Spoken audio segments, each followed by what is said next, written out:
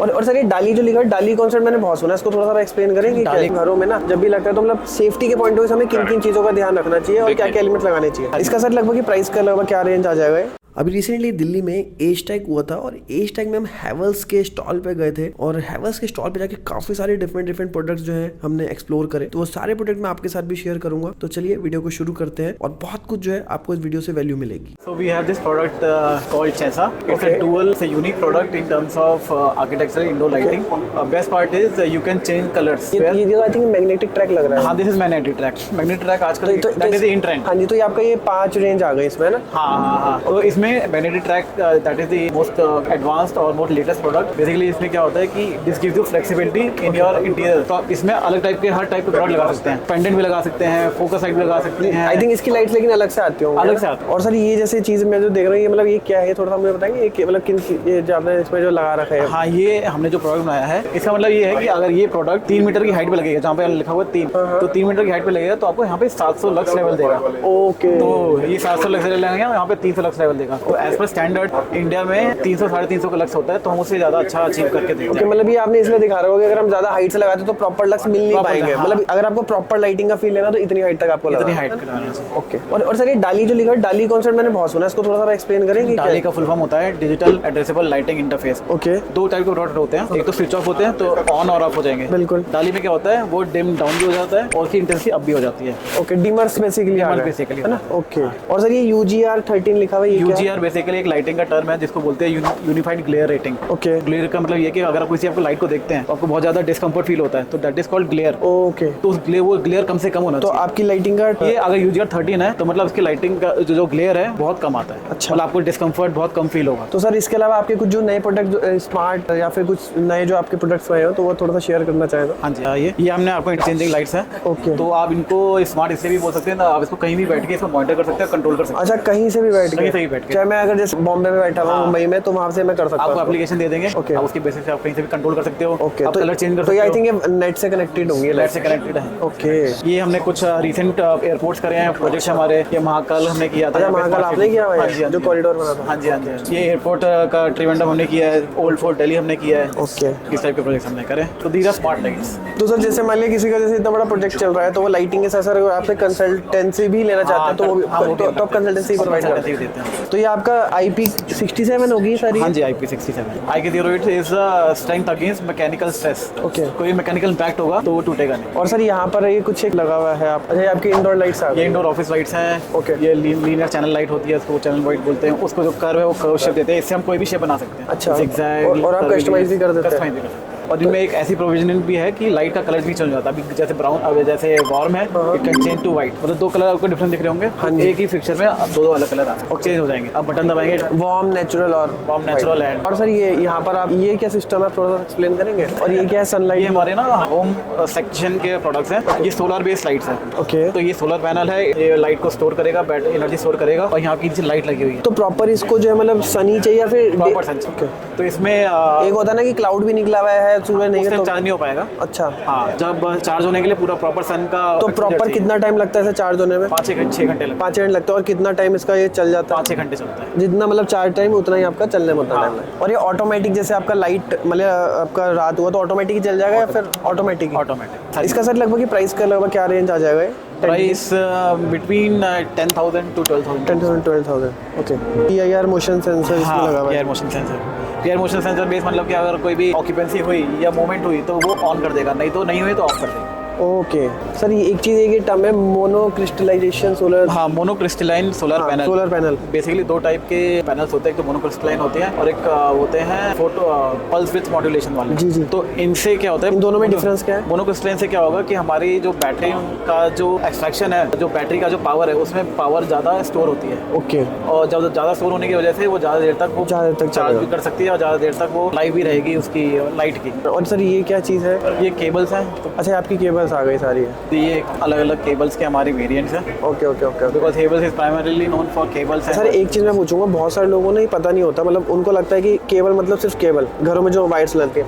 अब मुझे इन तीनों में डिफरेंस बताइए आप जरा। एक होती है लो स्मोक इसमें हमारा रहता है कि अगर फायर अगर कुछ लगेगा भी तो उसमें धुआं नहीं उठेगा। ठीक है। एक होती है फायर रिटार्डेड वाली, जिसमें अपना बिल्कुल भी ऐसा इंसुलेशन बर्नआउट होगा तो ऐसे जल के गिरेगा नहीं, ऐसा कुछ नहीं, ताकि दूसरे इक्विपमेंट एक्सपोज ना हो। तो इसी तरीके से ग्रेडें बनाएंगी है अलग अलग। तो हमारी सबसे बेस्ट होती है LSH वाली मानी जाती है सबसे ज़्यादा, और हाउस होल्ड में भी सबसे ज़्यादा ये रिकमेंड की जाती है, ताकि घर में अगर कभी आग भी लगे तो उसके धुएं से कुछ चीज़ दिक्कत ना हो, है ना, क्योंकि इसका जो धुआं होता है ना वो भी लो स्मोक इसलिए होता है, वो हानिकारक होता है बहुत ज़्यादा, तो वो भी अपना सेफ रहना चाहिए। तो सर ये बताइए सबसे पहले, जैसे आपका ये हैवेल्स के आपके ये MCB वगैरह लगे हुए हैं, तो जैसे सबसे ये ऐसा टेक्निकल पार्ट है कि मतलब घरों में ना जब भी लगता है तो मतलब सेफ्टी के पॉइंट ऑफ व्यू हमें किन किन चीज़ों का ध्यान रखना चाहिए और क्या क्या एलिमेंट लगाने चाहिए? हमारा सबसे पहले तो ये जो डिस्ट्रीब्यूशन बॉक्स है ये MCB वगैरह इसमें लगा तो रखे हैं, लेकिन मेनली जो ये हमारा ऑटोमेटिक डिवाइसेस का है। जैसे कि हमारा हम इसको रिमोटली यहाँ से अपने लैपटॉप के थ्रू या मोबाइल के थ्रू इसको हम ऑपरेट कर सकते हैं। ये सारी डिवाइसेस हमारी वेब पेज के थ्रू कनेक्ट हो जाती हैं थ्रू दिस MQTT डिवाइसेस। तो अगर जैसे मुझे ये MCB फॉर एग्जाम्पल आप देखिए ये RCCB लगा है, इसके साथ एक ये डिवाइस लगा हुआ है, अगर मुझे इस RCCB को ऑफ करना है, सबसे पहले बताइए RCCB होता क्या है? देखिए हमारे मेनली हाउस होल्ड में 4 तरीके की चीजें होती हैं, MCB, RCCB, RCBO और AFDD प्लस RCBO, जो कि अभी मैं आपको यहाँ बता दूंगा। MCB मेनली हमारा 2 तरीके का प्रोटेक्शन देता है, एक तो शॉर्ट सर्किट के लिए, एक अपना ओवरलोड के लिए। ठीक है। RCCB जो होता है हमारा रेजिडुअल करंट सर्किट ब्रेकर बोलते हैं, वो हमारा देता है अर्थ लीकेज के लिए, जो अपना अर्थ लीकेज अपना घर में आता है कभी भी। जो RCBO होता है वो combination of MCB plus RCCB होता है, उसमें आपको शॉर्ट सर्किट, ओवरलोड प्लस अर्थ लीकेज तीनों फॉल्ट का प्रोटेक्शन मिलेगा। जो रिकमेंड किया जाता है घर में अगर आप वो लगाओगे तो आपका कहीं भी अर्थ लीकेज कोई दिक्कत नहीं आएगी, बाकी आपका ये सारे प्रोटेक्शन तो मिलेंगे। ठीक है। जो हमारा नया एक डिवाइस आया है जिसको बोलते हैं AFDD, जो AFDD प्लस RCBO, इसमें आपको अर्थ leakage, short circuit, over voltage plus arc fault, ये चारों प्रोटेक्शन मिलेंगे। आर्क फॉल्ट मतलब वो जैसे कहीं भी आपकी इंटरनल वायरिंग हो रखी है, सपोज करो आपकी वायरिंग कहीं कुछ कट जाती, कुछ हो जाता है, उसमें हल्का सा भी अगर स्पार्क आया तो आग लगने के चांसेस है, आग लगने की जैसी चांस बनेंगे ना ये उसको ट्रिप करा देगा। तो आपके कभी भी हाउस होल्ड में या वेयर हाउस में स्टोर में AFDD arc fault detection device. हर कंपनी मार्केट में FR दे रही है। हम ये बोलते हैं यार मार्केट में जब सब लोग कुछ यही दे रहे हैं, हम एक्स्ट्रा क्या दें ताकि कंज्यूमर की सेफ्टी रहे। तो हमने क्या किया, इस FR में एक वर्ड जोड़ दिया HR। ठीक है जी। HR का मतलब होता है हीट रेजिस्टेंट। ठीक है। नॉर्मल FR क्या है, जब ओवरलोड होगा, करंट चल रहा है, ओवरलोड होगा, नहीं भी हो ओवरलोड, नॉर्मल कंडीशन में क्या है, गाड़ी से गाड़ी चल रही है, इंजन गर्म होगा, बिल्कुल सेम इसमें जब करंट फ्लो होगा तो हीटिंग होगी। अब हीटिंग जब होगी तो कई बार क्या है, जैसे गर्मी है, हीटिंग ज्यादा होगी, जब होगा क्या, PVC जो नॉर्मल ये PVC होती है, ठीक है जी, नॉर्मल PVC 70 डिग्री के टेम्परेचर पे वो डिफॉर्म होना शुरू हो जाती है। अच्छा। अब over a period of time चलता रहेगा, अब साथ में ओवरलोड भी होंगे, शॉर्ट सर्किट भी होंगे, ये फटनी शुरू हो जाएगी। ओके। फटनी शुरू होगी तो लीकेज होगा, जो आपने अभी गुनप्रीत से सुना, लीकेज होगा तो आदमी की जान जा सकती है। ठीक है। हम ये कहते हैं HR की हेल्प से इंस्टेड ऑफ 70 डिग्री हम कह रहे हैं 85 डिग्री तक आपका PVC में कुछ इशू नहीं आएगा। ठीक है, यानी 20% ज्यादा। अब जब 20% ज्यादा हीट एकोमोडेट हो सकती है, यानी करंट भी आपका 20% ज्यादा फ्लो होगा। तो अगर नॉर्मल कंडीशन में लेट से 1.5 एम्पियर में 30 एम्पियर करंट फ्लो होता है, मैं ये कहता हूँ 20% ज्यादा यानी 36 एम्पियर फ्लो होगा, तो आपके पास एक एक्स्ट्रा एज है आपके पास कि अगर ओवरलोडिंग भी, नॉट ओवरलोडिंग, हीटिंग बढ़ी तो आपके पास एक ग्रेस है 20% एक्स्ट्रा का, आपकी वायर में कोई इशू नहीं होगा। इसमें हमने 2-3 फीचर और डाल दिए हैं। एक हमने डाला HIR करके, इसको हम बोलते हैं हाई इंसुलेशन रेजिस्टेंस। इसमें क्या है, जब आपका वायर एक बार लग गया तो 10-12 साल कहीं नहीं जा रहा है। ठीक है। अब ये तो कंड्यूट में छुप गया दीवार के पीछे, आपको नहीं पता इसमें क्या हो रहा है। बिल्कुल। ओवरलोड होगा, शॉर्ट सर्किट होगा क्या, दोनों तरीके से कहीं ना कहीं क्रैक होगा, PVC खराब होनी शुरू होगी। अब होगी तो लीकेज होगा तो जैसे अभी गुरप्रीत ने बताया, कोई टच कर रहा होगा, लीकेज ज्यादा हुआ तो करंट से वो मर सकता है। बिल्कुल। हम ये कह रहे हैं कि आप 15 साल भी यूज करोगे तो हमारी PVC की बेस्ट क्वालिटी की है। इसमें जो लीकेज प्रेस्क्राइब्ड स्टैंडर्ड्स में उससे भी 90% कम लीकेज होगी। ओके। तीसरा फीचर जो हमने इसमें डाला है वो ये है, उसको बोलते हैं ROHS, restriction of hazardous substances. Normal PVC जब बनती है तो उसमें लेड डलता है, बिकॉज लेड के बिना केमिकल है, उसके बिना PVC नहीं बन सकती। अब लेड क्या है, नॉर्मल इलेक्ट्रिशियन की प्रैक्टिस क्या है, वो दांत से छीलता है, वायरिंग के टाइम पे नॉर्मल है, च्युइंग गम की तरह चबाता रहेगा। होगा क्या, जो लेड है उसके अंदर वो उसके शरीर में जाएगा, कैंसर हो सकता है over period of time. Okay.